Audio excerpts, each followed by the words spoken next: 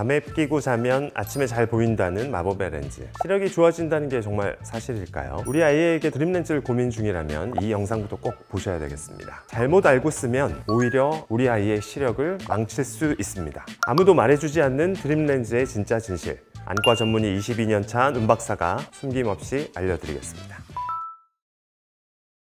네이밍을 정말 잘한 것 같아요. 드림 렌즈 정말 좋잖아요. 이게 이제 90년대에 한창 유행을 했었고요. 현재도 많이 쓰시는 분들이 있습니다. 자는 동안에 렌즈를 착용하고 자면 아침에 렌즈를 빼도 시력이 좋아지는 렌즈라고 알려져 있죠. 안경이 불편한 학생들이나 라식을 할 수 없는 아이들에게 대안처럼 입소문이 나고 많이 시행되고 있습니다. 그리고 또 한 가지 근시의 진행을 억제할 수 있는 기능도 어필이 되고 있는 부분이죠. 어떤 원리로 그게 가능한지, 그 과정에서 눈에 어떤 일이 일어나는지, 그리고 그 말 뒤에 숨겨진 부작용은 과연 어떤 게 있는지, 그게 사실 중요하잖아요. 특히나 우리 어린 아이들이 사용하는 경우가 많기 때문에 부모님들이 드림 렌즈 사용 전에 꼭 알아두셔야 될 부분이 있습니다. 그럼 먼저 드림 렌즈의 기본 개념부터 간단히 정리를 해드릴게요. 드림 렌즈는 자는 동안에 착용하는 렌즈죠. 각막 모양을 변형시켜주는 렌즈입니다. 그럼 어떻게 변형시키냐? 렌즈를 끼면 이 각막이 눌려서 각막 모양이 이렇게 뾰족하던 게 약간 이렇게 눌리는 거예요. 가운데가 평평해지는 거죠. 자는 동안에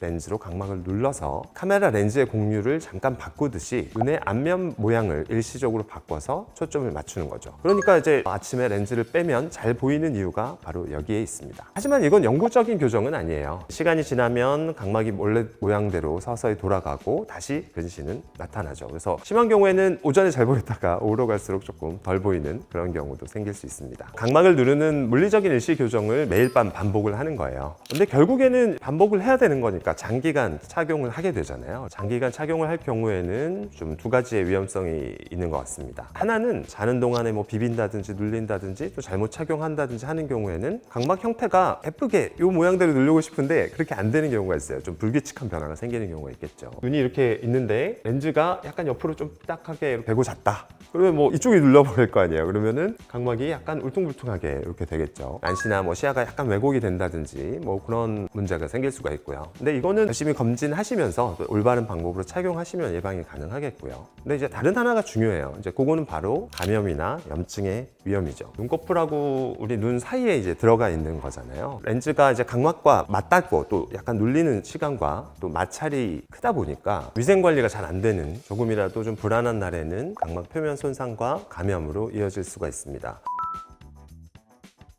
드림 렌즈 사용으로 인해서 발생하는 부작용 중에 가장 심각한 건 감염성 각막염입니다. 감염성이라는 거면 이제 이렇게 세균이 들어가서 이제 감염이 되는 경우도 있죠. 밤새 렌즈와 각막이 붙어 있는 동안 이제 상피가 손상을 받고 거기에 이제 균이 붙어서 세균이 번식을 하게 되면 심한 통증, 충혈, 뭐 눈부심, 또 시력 저하 이런 게 갑자기 시작이 되게 돼요. 치료가 늦어버리면 이렇게 혼탁이 생겨서 시력 저하, 심하면 뭐 실명 수준까지도 갈 수가 있습니다. 특히 청소년층에서 위험이 큰 것 같아요. 약간 위생 관리가 잘 안 되는 경우가 있거든요. 그래서 뭐 손을 자주 못 씻는다든지 렌즈 용액이나 케이스를 잘못 써서 케이스 자체가 오염이 돼버린다든지, 또 이거 중요한 거, 지하수나 수돗물 같은 걸로 씻고 끼는 애들이 있거든요. 거기에 균이 있을 수 있어요.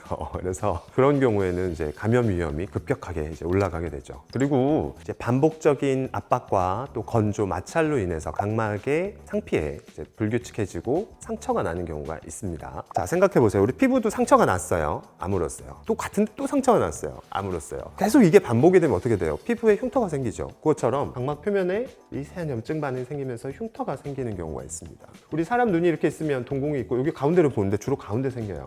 딱 정중하게 생겨서 오는 아이들이 있어요. 이렇게 한번 또 생긴 혼탁은 또 열심히 초기에 발견해서 약을 쓰면 또 좋아지지만, 이거를 좀 더 늦게 발견되거나 이게 계속 반복되면 회복의 시간이 아주 오래 걸리고 나중에 시력 교정 수술을 할 때도 완벽하게 시력 회복이 안 되는 그런 부분이 생길 수가 있습니다. 중요한 건 우리 눈의 경고 신호를 기억을 해야 돼요. 갑작스러운 통증, 심한 충혈, 눈부심, 시력 저하 있으면 즉시 착용을 중단하고 바로 진료를 받으셔야 됩니다. 며칠만 지켜볼까? 조금 안 보이는데 좀 끼다 보면 좋아질까? 이거는 드림 렌즈를 끼시는 분들한테는 눈 건강에 있어서 가장 위험한 생각이 됩니다.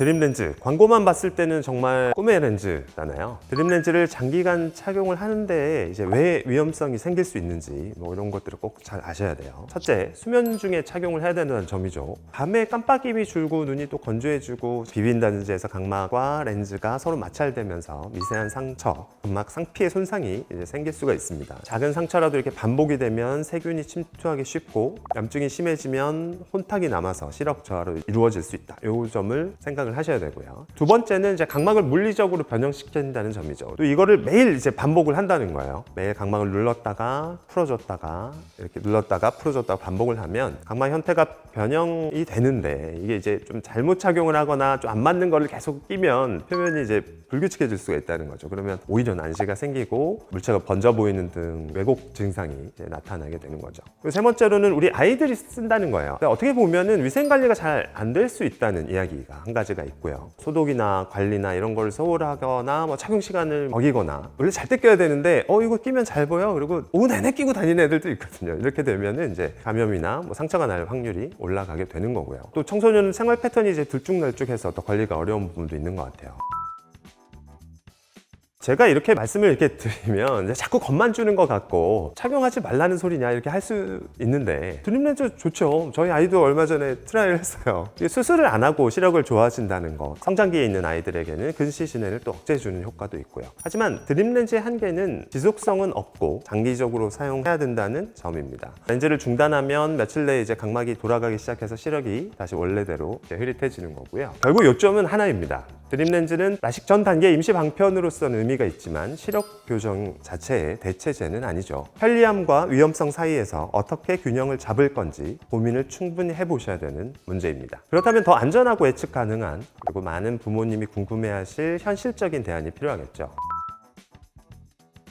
일단 제 생각으로 말씀드릴 수 있는 이제 목표별 대안을 정리를 해드릴게요. 아직 수술을 할 수 없는 시기고 또 근시 진행을 좀 억제하고 싶다. 그러면 뭐 드림렌즈도 좋지만 따로 아니면 이제 같이 저농도 아트로핀 점안을 검토를 해보세요. 여러 가지 논문에도 이미 입증이 된 부분이고 그래서 처방에 따라서 낮은 농도로 매일 일정 시간 점안하면 부모님이 관리하시기도 좋고 아이들도 크게 불편하지 않는 안전하고 근거가 탄탄한 방법입니다. 성장 이후에 시력 교정 자체가 목표라면 뭐 스마일이라든지 스마일 프로라든지 라섹이라든지 정말 좋은 수술 옵션들이 있기 때문에 이제 성장을 한 이후에는 각막 두께나 지형, 동공 크기, 건조한 요인, 생활 패턴까지 고려해서 뭐 맞춤 설계가 가능하니까 드림렌즈보단 더 유리할 겁니다. 그리고 아직은 이제 수술할 때는 아니고 또 드림렌즈를 사용하고 계시다면 관리 리스크를 최소한으로 줄이셔야 됩니다. 손위생을 철저히 하고 매일 깨끗하게 소독하고 정해진 세척액과 케이스를 주기적으로 교체를 해주고 문제가 있으면 즉시 렌즈를 빼고 병원에서 검진을 하는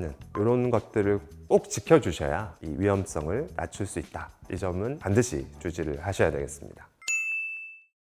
드림렌즈는 마법이 아닙니다. 매일 각막을 다루는 의료기기이기 때문에 누구에게나 좋은 맞는 키는 아니에요. 드림렌즈로 좋아질 수 있지만 오히려 망가질 수도 있습니다. 드림렌즈의 이 원리와 한계 그리고 관리 리스크를 정확히 알고 선택하고 사용을 하셔야 되겠습니다. 오늘도 시청해 주셔서 감사드리고요. 우리 아이의 내일이 더 선명하도록 눈박사가 언제나 함께 하겠습니다. 다음 영상에서도 유익한 눈 정보로 다시 찾아오겠습니다. 감사합니다.